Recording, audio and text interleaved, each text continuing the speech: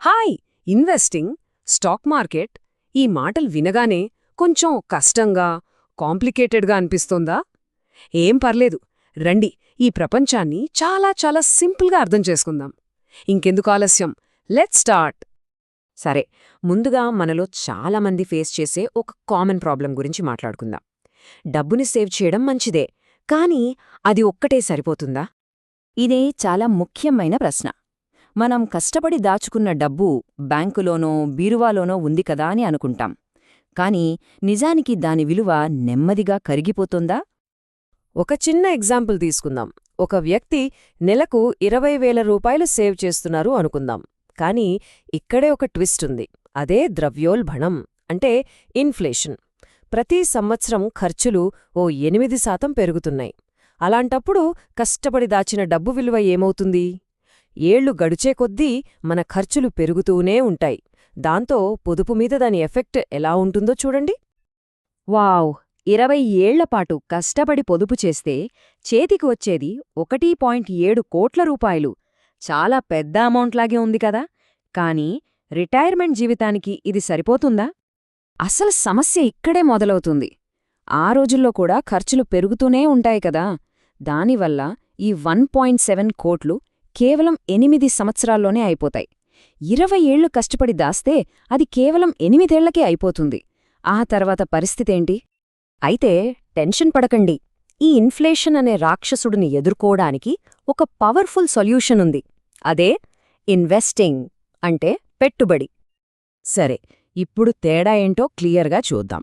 మనం ఇందాకనుకున్నట్టు డబ్బుని ఊరికే దాస్తే 20 ఏళ్లకి మన చేతిలో ఉండేది 1.7 కోట్లు. ఇది మన బేస్లైన్.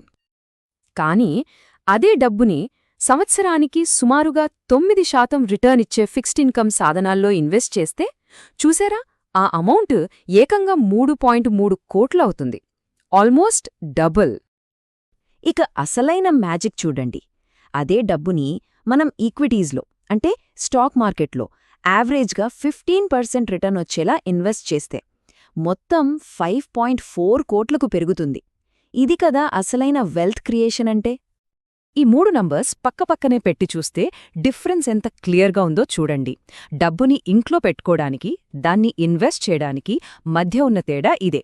ముఖ్యంగా ఈక్విటీస్లో ఇన్వెస్ట్ చేస్తే సంపద ఎంత అద్భుతంగా పెరుగుతుందో హిస్టరీ మనకు చూపిస్తుంది.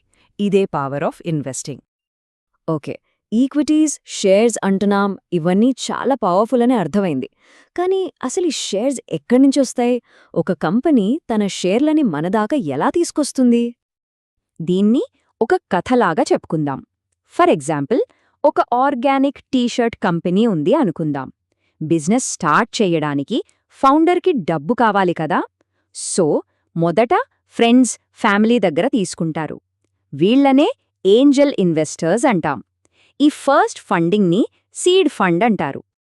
ఈ కథలో మనం ముందుకు వెళ్లే ముందు ఒక కీ వర్డ్ గురించి తెలుసుకోవాలి. అదే ఐపీఓ, ఇనీషియల్ పబ్లిక్ ఆఫర్. సింపుల్గా చెప్పాలంటే ఒక ప్రైవేట్ కంపెనీ ఫస్ట్ టైం పబ్లిక్కి, అంటే మనలాంటి వాళ్ళకి షేర్స్ అమ్మడాన్నే ఐపీఓ అంటారు. సరే, మన టీషర్ట్ కంపెనీకి ఇప్పుడు పెద్ద పెద్ద ప్లాన్సున్నాయి. వేరే దేశాలకు ఎక్స్పాండ్ అవ్వాలి. మరి దానికి చాలా డబ్బు కావాలి కదా. అందుకే ఐపీఓకి వెళ్తారు. దీనివల్ల వాళ్లకి కావలసిన ఫండ్స్ వస్తాయి. రిస్క్ కూడా చాలామంది షేర్ హోల్డర్స్ మధ్య డివైడ్ అవుతుంది. అంతేకాదు, స్టార్టింగ్లో డబ్బు పెట్టిన వాళ్లకి మంచి రిటర్న్స్తో ఎగ్జిట్ అయ్యే ఛాన్స్ కూడా దొరుకుతుంది.